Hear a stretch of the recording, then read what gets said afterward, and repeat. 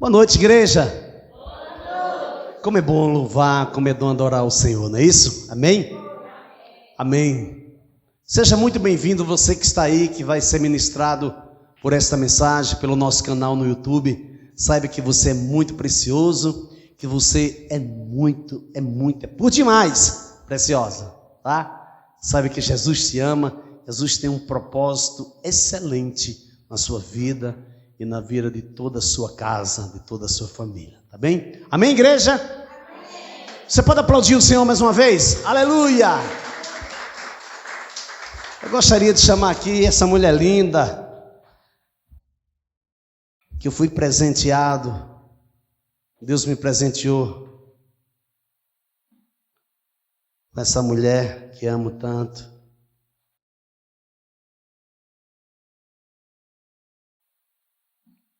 Eu creio que Deus tem uma palavra poderosa para ministrar aos nossos corações através da pastora Bárbara hoje à noite. Coloque sua mão para cá.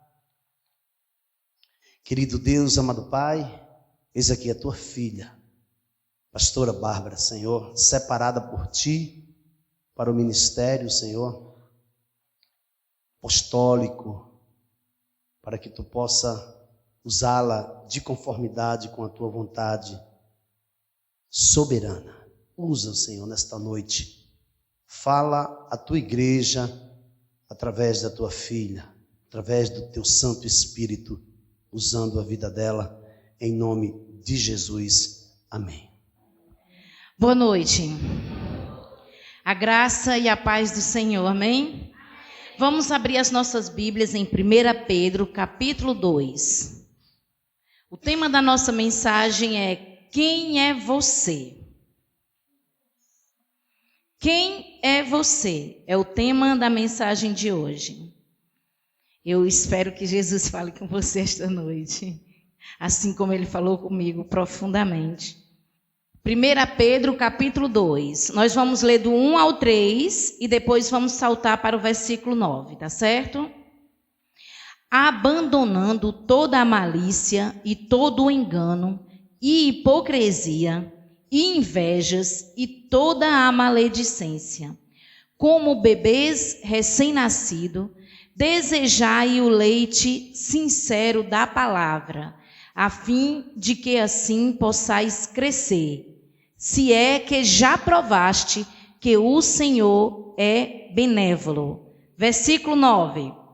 Mas vós sois uma geração escolhida, um sacerdócio real, uma nação santa, um povo peculiar, para que anuncieis os louvores daquele que vos chamou das trevas para a sua maravilhosa luz. Coloca a mão no seu coração, por favor. Diga assim: Senhor Jesus, eu estou aqui porque eu acredito que o Senhor está aqui. E eu quero ouvir a tua voz. Fala comigo, Senhor, porque eu te ouço. Em o nome de Jesus. Amém. O tema da mensagem é: quem é você? Nós vamos começar. Antes da gente discorrer esse texto, eu quero falar de dois personagens que é muito importante e muito significativo na nossa história. Um deles se chama Moisés. Quem era Moisés? Seu nome quer dizer tirado das águas. E literalmente Moisés foi tirado das águas. Moisés nasceu na terra de Gozém, em uma época que todas as crianças do sexo masculino estavam sendo assassinadas, porque o crescimento do povo hebreu era muito grande e ele temia uma rebelião. E devido ao crescimento dessa população, o rei temia que eles se unissem aos seus inimigos e, por serem fortes demais, temia o perigo futuro. Porque se o povo hebreu, que era numeroso por demais e muito forte, se unisse aos inimigos do Egito, eles perderiam o trono. Então o rei começou a temer o crescimento dos hebreus, porque quanto mais ele fazia para atrapalhar o crescimento dos hebreus, mais o povo crescia, mais a população aumentava. Então a única atitude que ele tinha que tomar era matar todos os meninos. Então ele mandou tirar todos os meninos que nascessem, eram para ser assassinados. Vocês sabem disso, não sabem? Amém ou não amém? Moisés era o filho de Joquebede e irmão de... Era filho de Joquebede e Anrão, que eram os pais de Moisés. E irmãos de Arão e Miriam. Moisés era o filho caçula, viu? Moisés era o filho caçula, lembre disso. A Bíblia mostra que Moisés foi um líder religioso, juiz e profeta. Reconhecido no judaísmo, cristianismo e islamismo. A Moisés é atribuído a autoria da Torá. Em Êxodo capítulo 3, a Bíblia diz que Moisés foi escolhido por Deus para liderar a saída dos hebreus do Egito, onde eram escravos rumo à terra prometida de Canaã. Após o reino ser atingido pelas 10 pragas, o faraó Ramsés II admite sua libertação pedida por Moisés. Moisés nasceu e era um menino comum como qualquer outro menino. Moisés foi protegido pela sua mãe e pelo seu pai, até onde eles conseguiram. Quando não conseguiram mais, uma cestinha que estava toda coberta de betume, para os bichos não comê-los, colocou no rio. E quem achou Moisés foi a filha de Faraó e acolheu Moisés como seu filho. Moisés foi criado pela filha de Faraó, mas foi amamentado pela sua mãe. Mais um milagre de Deus na vida de Moisés. Moisés é encontrado por quem queria matar Moisés. Exatamente, por quem estava com medo de perder o reinado. Moisés vai ser criado dentro da casa de Faraó. Moisés é ensinado com todos os padrões egípcios. Moisés cresce, mas não se esquece da sua origem. Embora ele não tivesse consciência, porque era muito bebê, mas dentro da alma dele, ele era inconformado por não saber a sua origem exata e foi atrás, até que descobriu, foi para o deserto, passou mais 40 anos no deserto, sendo preparado por Deus para vir libertar o povo. Agora eu tenho uma pergunta para você. Moisés nasceu sabendo que ia ser libertador do povo hebreu, sim ou não? Mas existia já a promessa, não existia? A promessa era que Moisés era o libertador. Então essa promessa na vida de Moisés, ela foi feita antes de Moisés vir ao mundo, amém? Essa é a história de Moisés. Quem foi Moisés? Moisés foi o libertador do povo de Deus. Moisés foi o que fez a diferença no meio do seu povo. Moisés foi a resposta do clamor do seu povo. Moisés foi uma direção de Deus dada para libertar o seu povo. Mas ninguém que viu Moisés, quando criança, ou dentro da casa de Faraó, achava que Moisés seria quem ele foi. E até hoje, a palavra fala de Moisés para nós. Para mim, a história de Moisés é fundamental. Porque quando eu paro para pensar, os desafios que Moisés enfrentou foram extremamente pesados. E levar uma multidão saindo do Egito. E o Egito não saiu da multidão, mas Moisés teve que saber lidar com todo o povo no deserto. Moisés passou 40 anos vagando no deserto por causa da desobediência do povo. Mas Moisés era capaz de dar a vida pelo povo. Por isso que Deus escolheu Moisés para ser o libertador do povo hebreu, do seu povo. Amém? Vocês estão entendendo? Amém? Agora nós vamos ver quem foi Noé. Noé, o seu nome significa descanso e repouso. Isso é uma palavra que Deus tem falado muito comigo e o pastor. Descanso e repouso. Noé é um personagem bíblico, o escolhido por Deus para construir uma arca e perpetuar a humanidade após o dilúvio. Sua história é contada no livro de Gênesis. Noé foi o primeiro filho de Lameque e neto de Metusalém. O que Deus fala de Noé? Que Noé foi escolhido para construir a arca na qual sua família e tudo o que vive de toda carne fossem salvas do dilúvio. Está em Gênesis 6:9. As águas do dilúvio destruiriam os iníquos e todas as criaturas que viviam na terra, exceto os que estavam na arca. Quem estava na arca era só a família de Noé e todos os animais. Todos os animais que Deus preservou, tudo que Deus queria preservar estava dentro da arca. Noé era um homem comum. O que Deus falou de Noé? Que ele foi escolhido. A arca na qual a sua família e tudo o que vive de toda carne fossem salvos do dilúvio. Gênesis 6:9. As águas do dilúvio destruíram os iníquos e todas as criaturas que viviam na terra, exceto o que estavam na arca. Deus olhou para você, você que está aqui hoje. Deus olhou para você e viu algo que ninguém viu. Assim como ele olhou para Noé, olhou para Moisés e viu algo que ninguém viu. Deus viu algo de valor em você. Mas é só Deus que vê? O inferno também vê. A diferença é que o inferno conhece o teu nome, mas todos os dias ele te chama pelo teu pecado. E os céus não. Os céus conhecem os teus pecados, mas ele te chama pelo teu nome. Deus, quando olhou para Moisés, ele olhou para as qualificações que ele tinha colocado sobre Moisés e sobre Noé. Ele não viu os defeitos, ele não viu os problemas que iriam enfrentar. Ele olhou para ele e disse: eu escolhi eles para fazer a diferença nessa terra.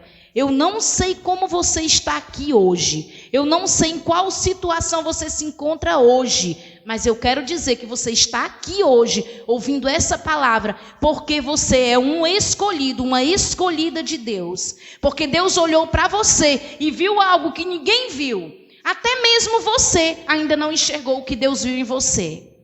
Mas assim como Deus usou Moisés, assim como Deus usou Noé, Ele quer usar a sua vida para fazer a diferença nos dias que se chama hoje.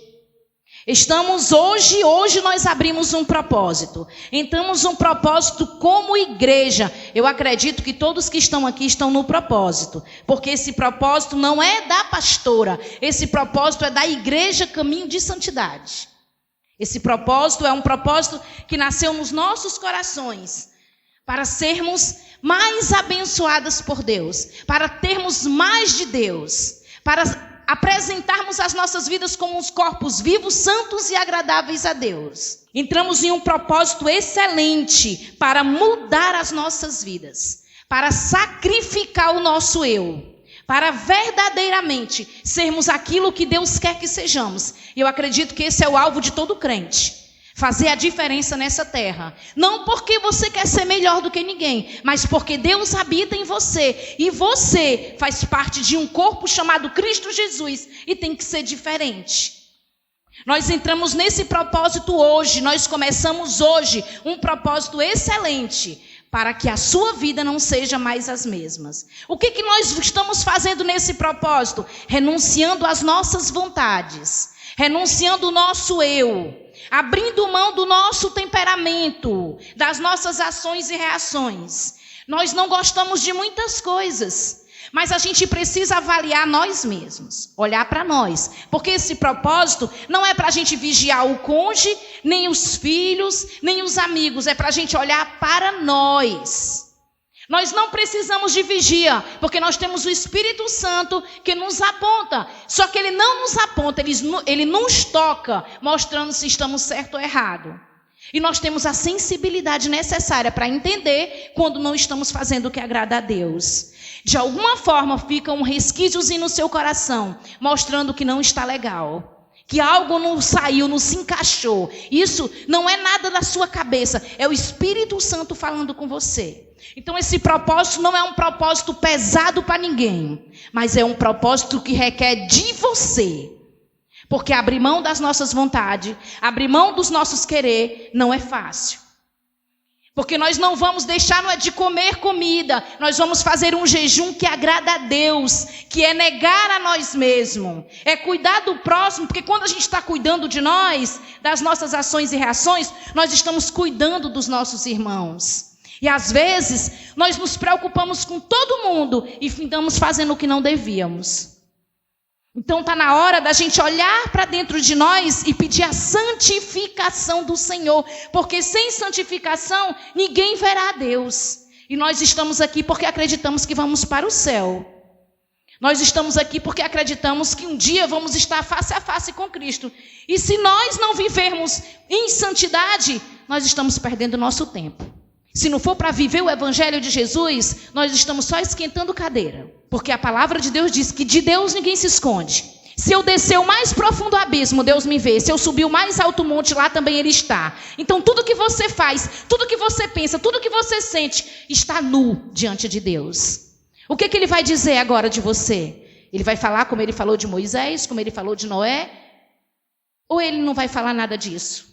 Se fosse fazer uma biografia sua hoje, agora, se Deus fosse fazer, não é eu, é Deus fosse fazer uma biografia de você, o que ia sair nessa biografia? O que Deus ia ver em você? Agora essa avaliação não é de ninguém para ninguém, é o que diz a palavra, examine-se o homem a si mesmo, fazer o seu culto racional. Eu não acredito que alguém aqui não queira ser uma pessoa melhor. Mas não é melhor do que A, B ou C, é melhor do que você mesmo. Porque muitas das vezes nós estamos olhando no outro o que nós não conseguimos enxergar em nós. E esse propósito tem esse objetivo de ver nós mesmos como nós somos. Eu preciso de ajuste. Eu quero ajuste. Eu quero ser transformada. Para mim não é o suficiente as pessoas olharem para mim e dizer, pastora, a gente já lhe conhece e sabe como é o jeito da senhora. Para mim não é o suficiente. Porque se me incomoda, é porque incomoda a Cristo. É porque não agrada a Ele. Então eu quero conquistar o que eu ainda não consegui. Eu quero ser uma pessoa melhor. Eu quero ser uma pessoa calma. Não falar, não agir. Porque eu preciso disso. Mas eu preciso disso por causa de mim mesma. Então, quando a gente vai fazer um propósito desse, a primeira pessoa que é ministrada é quem está fazendo. E para poder pegar esses estudos, como foi feito hoje de manhã, que foi passado à meia-noite. Sabe por que eu passei à meia-noite? Porque vocês têm 24 horas para vocês fazerem. Vocês vão encaixar no seu horário. Só não faz quem não quer. Só quem não quer mesmo. Porque quem prioriza faz. Você tem de meia-noite até a outra meia-noite para fazer o propósito. O que você vai estar fazendo? Controlando as suas ações e reações. Controlando o seu eu. Amando o seu próximo como a Bíblia manda a gente amar. Vai ser fácil? Não, não vai ser fácil. A gente vai conseguir todo dia? Não, não vamos conseguir todo dia. Como é que eu quebro esse propósito? Eu briguei, eu reclamei, eu quebrei. Não, você quebrou. Se na hora que você estava fazendo, você foi tocada pelo Espírito Santo e você continuou, aí você quebrou.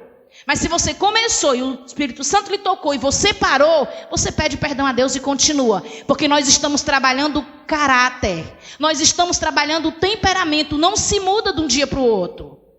Isso é um processo, é um exercício. Então vai ter dias que você vai estar com uma pilha. Nós somos mães, nós somos pais, nós temos problemas. Muitos daqui trabalham fora. Mas só que quando você tiver começar a fazer, que o Espírito Santo lhe tocar, porque a oração é essa, que o Espírito Santo lhe toque, na hora que você estiver fazendo algo que está contra todos os princípios que nós estamos estabelecendo. Então, não é o seu marido, não é a sua esposa, não é os seus filhos que precisa de vigia, não. O Espírito Santo está lhe vigiando. Agora, se o Espírito Santo lhe tocou e você continuou, aí sim, você quebrou o propósito. Você quer ou não quer ser uma pessoa melhor? Eu quero. Verdadeiramente, isso custa muito. Eu acho que isso vai custar muito mais do que a gente tirar todos os doces durante 21 dias. Todos os din-dins durante 21 dias. Não é não, Cida? Vai custar muito mais do que a gente tirar um almoço, do que tirar um pão, como eu, que gosto muito de pão. Por quê? Porque eu vou ter que estar exercitando todo dia a minha vigilância. Mas sabe o que é que Deus falou comigo hoje muito forte? Sabe por que muitas vezes a gente não consegue coisas que a gente determina? Porque a gente se entrega pouco ao Senhor. Porque quando nós começamos a buscar Ele de todo o coração, de toda a alma, de todo o entendimento, querendo verdadeiramente estar cheios dEle, nós ficamos tão cheios dEle que quando começa a acontecer as adversidades, nós começamos a ser tocados pelo Espírito e vamos tirando de letra. Porque não pense que o inimigo vai ficar lá de braços cruzados olhando para você e você vou passar de vez. Vai não, gente. Ele vai se levantar de todo jeito para poder você desistir. Mas o meu desafio para você hoje é não desistir. Não desista. Se você não conseguiu no dia, no outro continua. Conserta-se na mesma hora e continua. Não baixa a guarda. Jesus está voltando e eu quero encontrar você no céu um dia. Eu não quero encontrar você não é só aqui não, é lá no céu. Porque nós vamos para o céu. O nosso desafio é o céu. E lá não há ranger de dente, lá não há mentira, lá não há tristeza, lá não há angústia, lá só tem amor, lá está a presença de Deus direto. Existe algo mais maravilhoso do que isso? É um prêmio que nós vamos receber, é Jesus. Imagine você entrando e Jesus dizendo assim, entra para o deleite do teu Senhor. Você foi aprovado. Não existe nada melhor do que isso, então vale a pena todo o sacrifício. Vale a pena você dizer não para você. Vale a pena você querer ser uma pessoa melhor. Não é por causa de ninguém que fala de você, não. É por causa de você. Porque Jesus te ama. Jesus morreu por você. Se ninguém te ama, Jesus te ama. Não precisa de ninguém mais te amar. Jesus é o suficiente. E esse é o verdadeiro jejum que a palavra fala em Isaías 58. Que é o jejum que transforma, que é o jejum que liberta. E quando nós estamos jejuando, nós ficamos sensíveis à voz de Deus. Nós precisamos nos santificar. Vamos para o nosso texto base. O versículo 1 diz assim, abandonando toda a malícia e todo o engano e hipocrisias, e inveja e toda a maledicência. O nosso texto base, de 1 Pedro, do 2 ao 3, ele contém bases negativas e positivas da santidade. No verso 1, que é o que nós acabamos de ler, está falando de despojar-vos, portanto, de toda a maldade. Há uma fase negativa e purificadora na santidade. Em Efésios 4, 22, está escrito, despojai-vos quanto ao procedimento anterior, do velho homem, que se corrompem pelas concupiscências do engano. Deus está nos falando, através dessa palavra, do trato passado, de como era antes do velho homem. Isto é, da natureza adâmica, aquilo que somos em nós mesmos. Porque a palavra de Deus diz que Deus olhou lá do alto e não viu nem um bom sequer. Se ele não viu nenhum bom sequer, então nenhum de nós somos bons. A nossa natureza é a natureza adâmica. Vocês estão entendendo? Amém? Está escrito, despojar-vos quanto ao procedimento anterior do velho homem, que se corrompem pelas concupiscências do engano. Deus está nos falando do trato passado do velho homem, isto é, da nossa natureza adâmica, aquilo que somos em nós mesmos, egoístas, cheios de razão, donos de si mesmo e cheios de maus costumes. Isso é todos nós. Não é um é mais do que o outro, não. Todos nós somos egoístas, somos egocêntricos, somos orgulhosos em situações diferentes. Uns mais do que os outros. Mas todos nós temos as nossas falhas. Todos nós precisamos de conversão. Quer seja numa área ou noutra, mas todos nós precisamos. O velho homem que se corrompe segundo a concupiscência do engano, e ele continua, Deus vai continuar falando sobre isso em Colossenses 3:9. Não mintais uns aos outros, pois que já vos despistes do velho homem com os seus feitos. Se despir, refere-se a tirar a roupa velha, a trocar. Foi isso que você fez quando você veio à frente e recebeu Jesus como Senhor e Salvador da sua vida. Você deixou todas as práticas antigas para trás e começou um novo tempo, um novo caminhar. Deus lhe deu vestes novas. Deus arrumou você, preparou você para uma nova vida. Não volte atrás. Não busque as coisas que Deus já tirou de você. Amém? Aí estão os desagradáveis defeitos centralizados no amor próprio, egoísta, maldade ou mais, exatamente, espírito de maldade, dolo que esconde o real motivo indigno que procura alcançar. Pessoas que só pensam em si mesmo, que estão dispostos a fazer qualquer coisa para conquistar o que querem e seguem em frente, não está nem aí por quem sai pisando. A gente vê muito disso em empresa, né? Em trabalhos, quando as pessoas estão trabalhando, que querem conquistar espaços maiores, sai pisando todo mundo que está para trás. O real motivo indigno que procuramos alcançar, hipocrisias que aparentam uma honestidade que não existe, maledicências que prejudicam os outros para o seu próprio bem. Isso aqui é o que nós estamos nos despojando. É o que Deus está dizendo para nós deixarmos para trás. É o que Deus está dizendo para nós que Ele já tirou de nós. Se Ele já tirou, então nós não temos que praticar mais, não é isso? Se praticamos, então precisamos levar as nossas mentes, os nossos corações cativos ao Senhor para sermos transformados por Ele e permitir o tratamento de Deus, porque Deus é muito educado. Ele não vai invadir o seu espaço. Sabe de que eu lembro aqui? Da história de Saul, que é uma história que eu estou bem quentinha na minha cabeça. Que Deus tem falado muito comigo sobre a questão dos reis. E algumas pessoas aqui estão até assistindo junto comigo e eu tenho compartilhado muito sobre isso.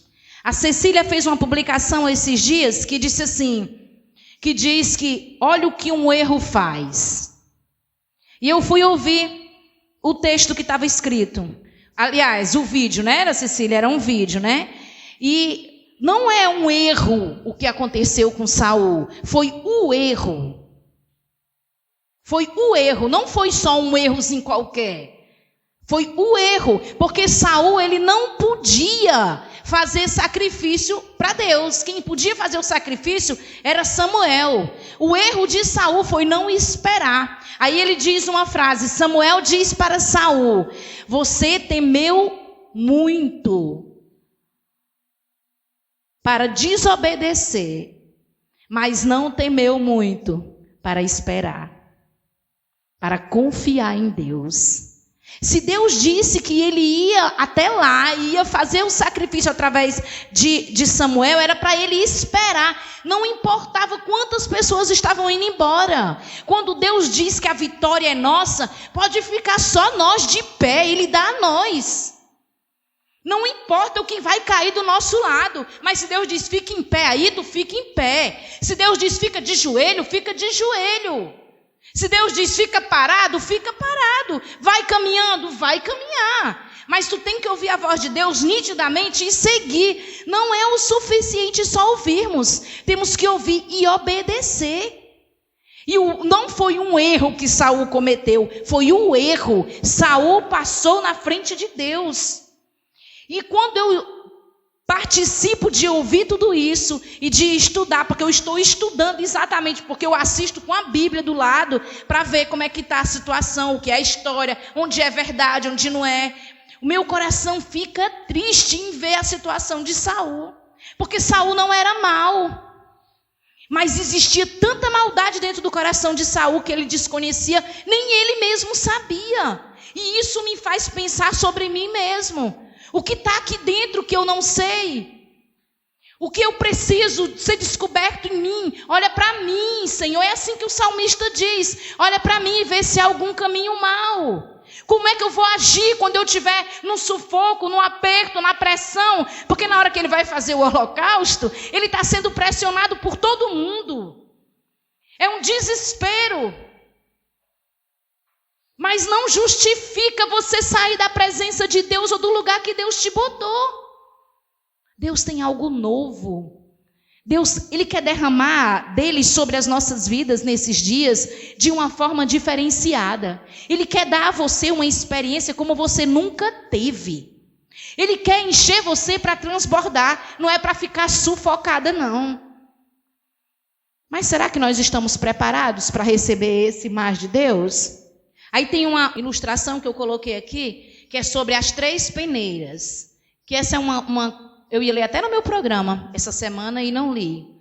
Que é sobre mentira, sobre maledicência, sobre vigilância que nós temos que ter com a nossa língua, com a nossa boca. Que quando a gente vai falar algo de alguém, nós temos que passar pelas 3 peneiras. A primeira é a peneira da verdade. O que você vai falar é um fato? Caso tenha ouvido falar, mas não tem certeza da sua veracidade, não fale. Essa é a primeira peneira. Tem que passar nas 3.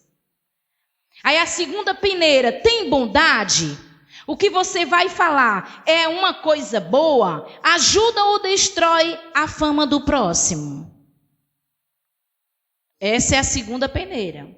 E a terceira peneira é a necessidade. Convém contar? Resolve alguma coisa? Melhora a comunidade e o planeta? Eu acrescentaria mais uma. Eu diria, se você gostaria que falasse de você, você gostaria? Se o que você vai contar, você gostaria que alguém falasse de você sobre isso? Se fosse em você? Porque a primeira coisa que nós temos que fazer é examinar nós mesmos. Como é que eu digo que amo a irmã Terezinha e não tenho cuidado com a visão que as pessoas podem ter da irmã Terezinha quando eu vou compartilhar alguma coisa sobre ela? Como é que eu digo que amo o meu irmão e não cuido do que eu estou falando? Isso faz parte do nosso propósito. Porque um dos desafios é para a gente guardar a nossa boca. Cuidado com as maledicências e as palavras vãs. Nós não podemos perder tempo fazendo conchavo com o diabo e desagradando a Deus falando do nosso irmão. Se você está vendo alguma coisa ou algo desagradável no seu irmão, vá para o seu quarto e ore a Deus em secreto, porque em secreto Deus te ouvirá e te responderá. Fala com Deus.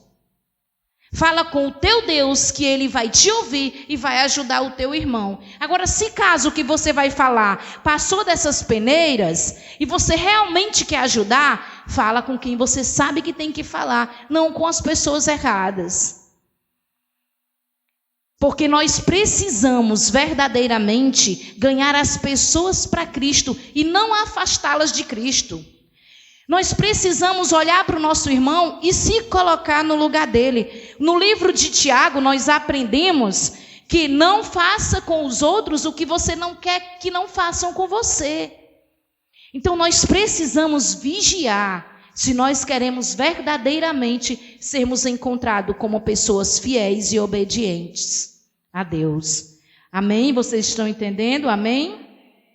No versículo 2 diz assim: desejai como criança. Sugere a fome impaciente e voraz das criancinhas de peito. Pedro está falando da palavra de Deus operando na regeneração pela palavra. 1 Pedro 1, do 23 ao 25, ele continua insistindo para cultivarmos o apetite sadio por esta palavra, a qual, embora poderosa e simples, autêntica e elementar, como leite materno, só deste modo cresceremos para a salvação. Que palavra é essa que nós estamos falando? A palavra de Deus. A palavra de Deus. Não tem como nós crescermos em Deus sem leitura da palavra. Não tem como nós nos apaixonarmos mais por Cristo sem leitura da palavra. Não tem como nós sabermos os projetos de Deus para a nossa vida sem leitura da palavra. Não tem como sermos libertas sem leitura da palavra. Não tem transformação fora de Cristo de forma alguma. Transformação fora de Cristo é só engano. Depois volta todas as mesmas práticas. Eu estou falando de Cristo, de Jesus Cristo de Nazaré, que é o único que transforma, que cura e liberta. É o único caminho que leva a Deus. Só existe Ele. Agora, para a gente conhecer sobre Ele e saber sobre Ele, nós temos que meditar nessa palavra dia e noite. Quanto tempo você investe da sua vida lendo a Bíblia Sagrada? Quanto tempo você investe, não é gasta, viu? É investe da sua vida lendo a Bíblia Sagrada. Mas você quer uma vida de sucesso, né? Você quer conquistar coisas grandes, maravilhosas, quer ser a diferença dessa terra, mas não quer colocar Jesus em primeiro lugar. E como é que você vai para o céu se você aqui não consegue desenvolver um relacionamento fiel com a palavra de Deus? O que nós vamos fazer no céu se nós não tivermos um relacionamento puro e genuíno com as Escrituras Sagradas? Porque é aqui que a gente vai conhecer tudo sobre Deus. Não importa qual seja a sua pergunta e qual seja o seu questionamento. Aqui tem resposta para tudo. Para tudo. Você pode buscar Deus. Porque a sabedoria está nas praças e é dado a quem pede. Você quer conhecer? Ah, pastor, eu leio a Bíblia, mas eu não entendo. Continua lendo. Mas antes de tu ler, ora e pede o Espírito Santo para abrir o teu entendimento, para poder tu entender o que ele quer falar contigo. Aí tu procura entender o que está falando aqui. Depois tu aplica na tua vida, para tu ver como é que vai fazer a diferença na tua vida. Se isso aqui não te mudar, nada mais te muda. Nada mais te muda se a palavra de Deus não te mudar. E a palavra de Deus é a única palavra que o autor está presente em todo o tempo. Amém? A única palavra que liberta é a palavra de Deus. João 8, 31 a 42. Permanecer em Jesus, permanecer em sua palavra. Não tem como nós permanecermos em Jesus sem permanecermos na palavra. Conclusão. 1 Pedro, capítulo 2, versículo 9. NBVP. É uma versão que eu gosto muito, que tem na Ion Version, que fala assim: mas vocês não são assim, pois foram escolhidos pelo próprio Deus. Vocês são sacerdócio do rei, são santos e puros. Um povo que pertence ao próprio Deus. Tudo isso para que vocês possam anunciar como Deus os chamou da escuridão para a sua maravilhosa luz. Deus está dizendo aqui que você é uma nação santa, que você é povo de propriedade exclusiva dele. Jesus Cristo te escolheu. Ele te escolheu e ele te chama pelo teu nome. Ele não olha para as suas diferenças. Ele não olha para os teus pecados. Ele olha para ti e te convida para viver uma vida tal, deixando tudo para trás, olhando para Ele, que é o autor e consumador da sua vida, que é o autor da sua fé, que é o que rege a sua vida, e começar a ajustar toda a tua história. Jesus Cristo, Ele morreu por você, Ele morreu por mim, Ele morreu pela humanidade, não para que vivêssemos as mesmices todo dia, mas para que tivéssemos uma vida santa, uma vida separada, uma vida perfeita em Deus. E viva como tal, deixe para trás tudo o que desagrada a Deus, se realinhe com Ele, se ajuste, zere a conta. Zerar a conta é a gente começar tudo de novo. Senhor, eu quero começar agora. Eu preciso mesmo ser ajustada pelo Senhor. Eu preciso ser ajustado por Ti. Eu quero ser uma pessoa melhor. Eu quero verdadeiramente ser tudo aquilo que o Senhor diz que eu sou.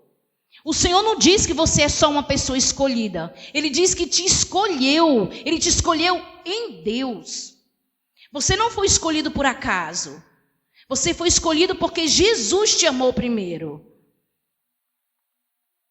Aceite o convite para um novo recomeço e receba uma nova vida, uma nova história, um novo tempo, no nome de Jesus Cristo. Esse convite só quem aceita é você. Eu não posso aceitar nem pelo meu cônjuge, nem pelos meus filhos. Esse convite é pessoal, é particular. Esse convite é um convite que Jesus Cristo nos faz todas as manhãs. Vinde a mim todos vós que estáis cansados e sobrecarregados, e eu vos aliviarei. Tomai sobre vós o meu jugo e aprendei de mim, que sou manso e humilde de coração. Jesus estava rodeado de 12 apóstolos e um deles era o traidor, e Jesus ainda chamava ele de amigo. Quem somos nós para julgar o nosso irmão, para tratar mal o próximo?